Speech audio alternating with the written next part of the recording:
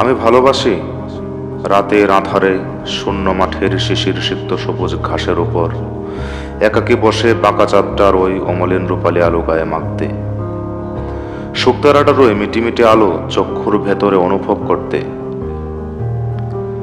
ইচ্ছে করে পুরো বিশ্বজগৎটাকে দুই অক্ষীর মণিকোঠায় আটকিয়ে রাখতে।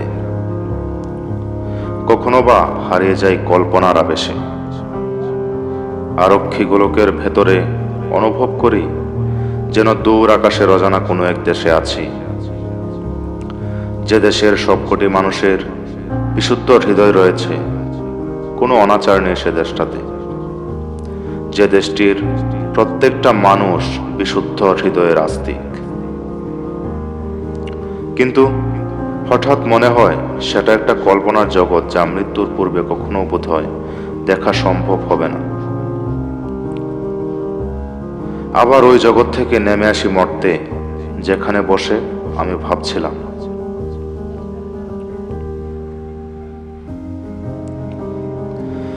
আমার ভালো লাগে প্রখর তপন রশ্মিটা যখন মাথার উপরে থাকে, আর কংসের তীরে রেন্টির বড় ছায়াটির নিড়ে যখন প্রবল দক্ষিণা হাওয়া বয়ে যায়, তখন একাকী বসে আপন মনে গান গাইতে।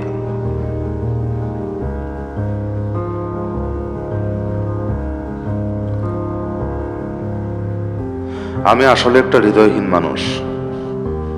সকালে কোকিলের মধুর ডাক শুনে যার ঘুম ভাঙে না, অ্যালার্মের কর্কশ আওয়াজও যার কানে ধ্বনিত হয় না, সবাই যখন সুশীল সমাজ গড়তে আর অধিকার আদায়ে ব্যস্ত, আমি তখনও ঘুমিয়ে। কোনো কৃত্রিমতা আমাকে পুরোপুরিভাবে গ্রাস করতে পারেনি, তবে বাহ্যিক সভ্যতা ঠিকই আমাকে আঁকড়ে ধরে আছে।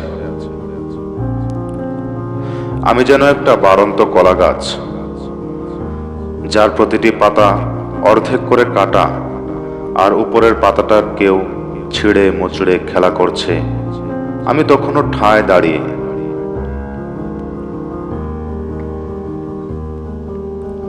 কখনো ভাবি আমার জন্মটা বোধহয় ভুল সময় হয়েছে।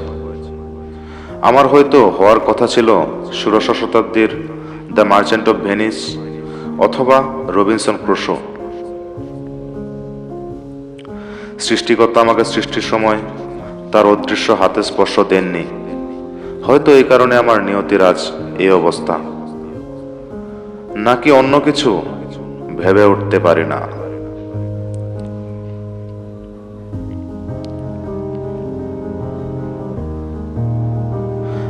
জীবনে উন্নতি করা আমার উদ্দেশ্য নয়, নতুন কিছু সৃষ্টির মাঝে আমি আনন্দ পাই। মৃত্যুকে এখন আর ভয় পাই না। মৃত্যুকে তো সেদিনই জয় করেছি, যেদিন আমার মতো আরো অসংখ্য শুক্রাণু নামক অনেককে একত্র করে বলা হয়েছিল, আজকের দৌড় প্রতিযোগিতায় যে আগে পৌঁছতে পারবে সে শুধু পৃথিবীতে যেতে পারবে।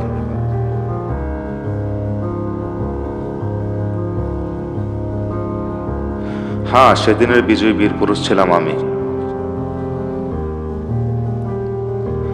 যেদিন থেকে নিজেকে চিনতে পেরেছি, সেদিনই বুঝতে পেরেছি জীবনটা একটা গেম, আর এই গেমে কেউ জয়ী আবার কেউ পরাজয়ী।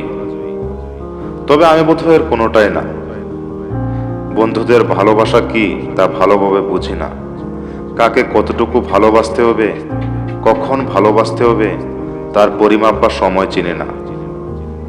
এদের কাউকে পরোয়াও করি না। কারো সাথে ঝগড়া করাও আমার অভ্যেস নয়। জীবনে কাউকে স্পষ্টভাবে বুঝিয়ে কথা বলতে পারিনি, শুধু বাজে তর্কে হারাতে পেরেছি। হ্যাঁ, আমি বোধহয় এরকমই।